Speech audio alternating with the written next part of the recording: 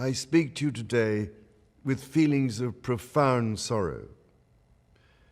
Throughout her life, Her Majesty the Queen, my beloved mother, was an inspiration, an example to me and to all my family. And we owe her the most heartfelt debt any family could owe to their mother, for her love, affection, guidance, understanding, and example. Queen Elizabeth was a life well lived, a promise with destiny kept, and she is mourned most deeply in her passing. That promise of lifelong service I renew to you all today. Alongside the personal grief that all my family are feeling, we also share with so many of you in the United Kingdom, in all the countries where the Queen was head of state, in the Commonwealth and across the world, a deep sense of gratitude for the more than 70 years in which my mother, as Queen, served the people of so many nations. In 1947, on her 21st birthday, she pledged in a broadcast from Cape Town to the Commonwealth to devote her life, whether it be short or long, to the service of her peoples. That was more than a promise.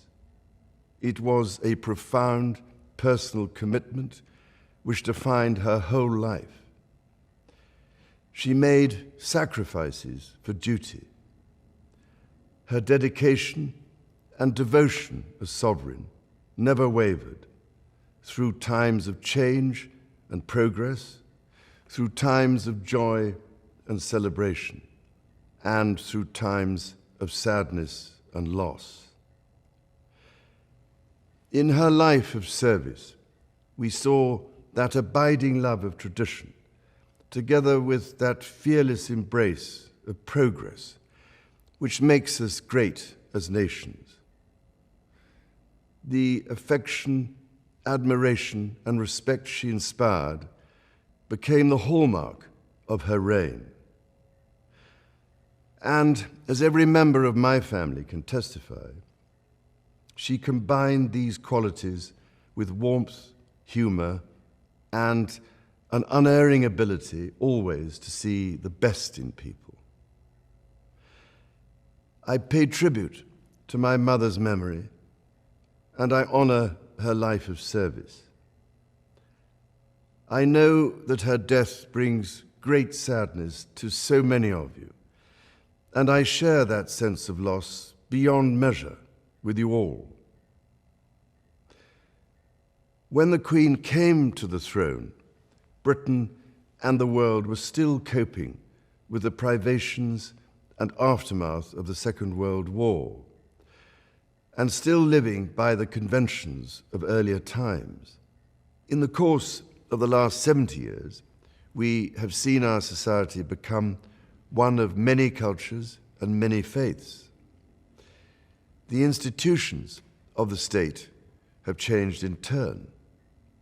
But through all changes and challenges, our nation and the wider family of realms, of whose talents, traditions, and achievements I am so inexpressibly proud, have prospered and flourished.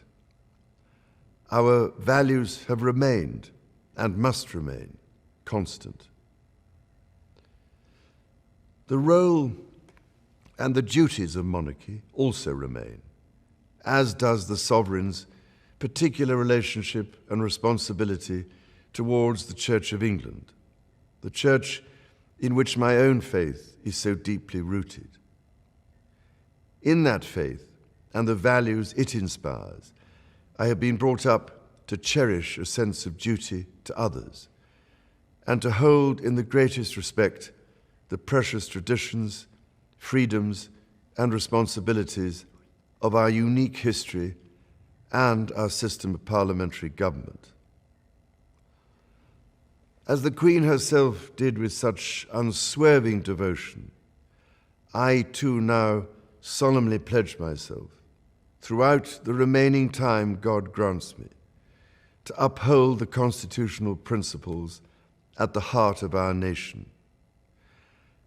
And wherever you may live in the United Kingdom, or in the realms and territories across the world, and whatever may be your background or beliefs, I shall endeavor to serve you with loyalty, respect, and love, as I have throughout my life.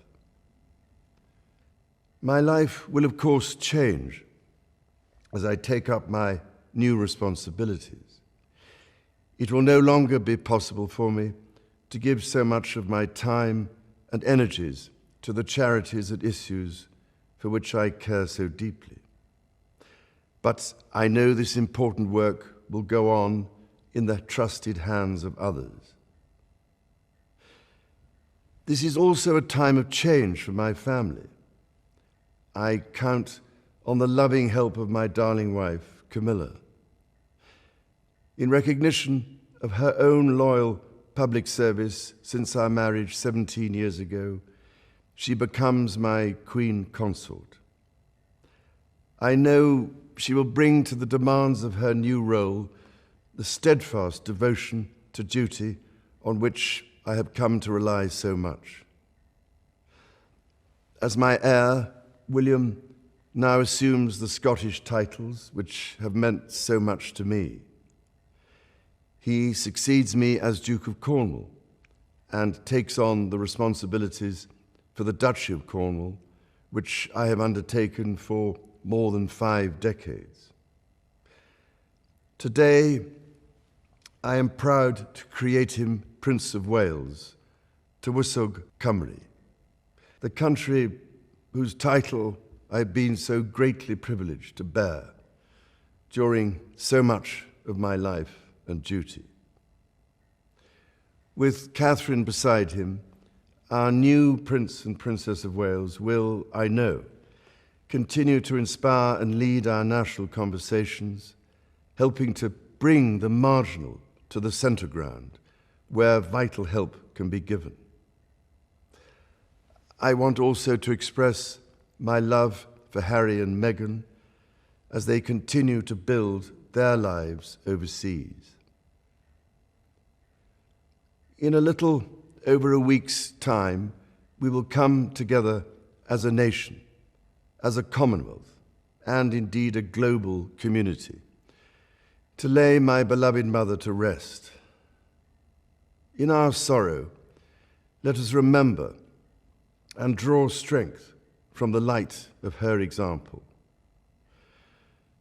On behalf of all my family, I can only offer the most sincere and heartfelt thanks for your condolences and support. They mean more to me than I can ever possibly express. And to my darling Mama, as you begin your last great journey to join my dear late Papa, I want simply to say this: thank you. Thank you for your love and devotion to our family and to the family of nations you have served so diligently all these years. May flights of angels sing thee to thy rest.